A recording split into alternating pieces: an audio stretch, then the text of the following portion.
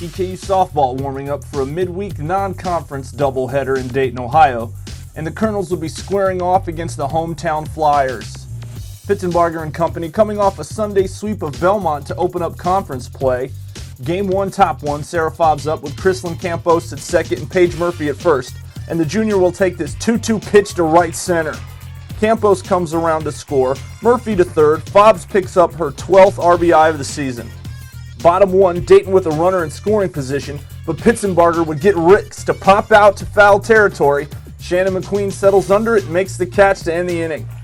Bottom 2nd, and Pittenbarger starts with the strikeout, then does a good job of fielding her position with the basket catch, followed by a can of corn that John Kyria Alston puts back on the shelf.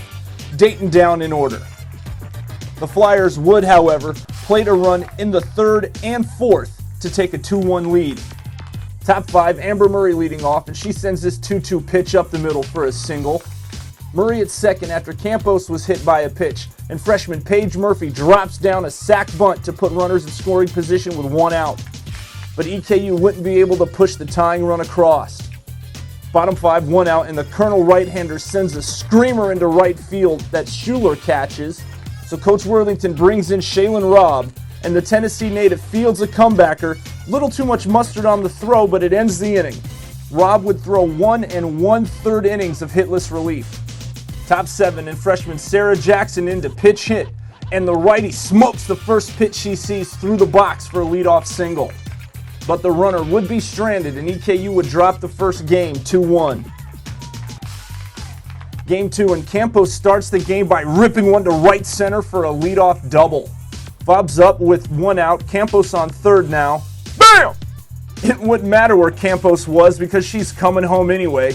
Fobs hits her 4th home run of the season. Colonels take an early 2-run lead. The Flyers would score 2 of their own to tie it up in the bottom of the frame. Top 2, Amber Murray leading off, and she inside-outs this 0-1 pitch down the right field line. She makes the turn and hustles in for a stand-up double. Kayla Joyce up with runners at the corners as she gets an RBI by grounding into a fielder's choice. Colonels lead 3-2. Easton would load the bases, and Sarah Fobs delivers a shot up the middle. Joyce comes in to score. Murphy makes her way to third. Campos scores. Fobs to second. The junior left fielder has 4 RBIs in 2 innings.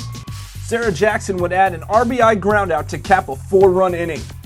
Dayton would chip away at that 4-run lead by plating 1 in the 2nd and 1 in the 3rd. Top 4, Fobs at second, and Jackson decided she'd like to see what the view's like from there as this ball rolls to the wall. Fobs scores, Jackson with an RBI double. Shannon McQueen up with 2 outs, and the third baseman joins the doubles club with a shot to right center. Jackson scores, Eastern up 4. Dayton wouldn't go away as they would answer with 2 in the 4th, 1 in the 5th, and then 1 in the 7th to tie it up. So we're going to extras. And both teams would score in the 8th, so we go to the 12th. Yes, I said the 12th, where the Flyers would get a game winner, and EKU comes up just short in the nightcap marathon. This game would feature 19 runs scored, 32 total hits, and take over 3 hours to play. So Eastern heads home for their first home games of the season, where they will host SIUE on Saturday and Eastern Illinois on Sunday. Both days are double headers, and all 4 games will be streamed on the OVC Digital Network. I'm David Miller with your Colonel Softball Express.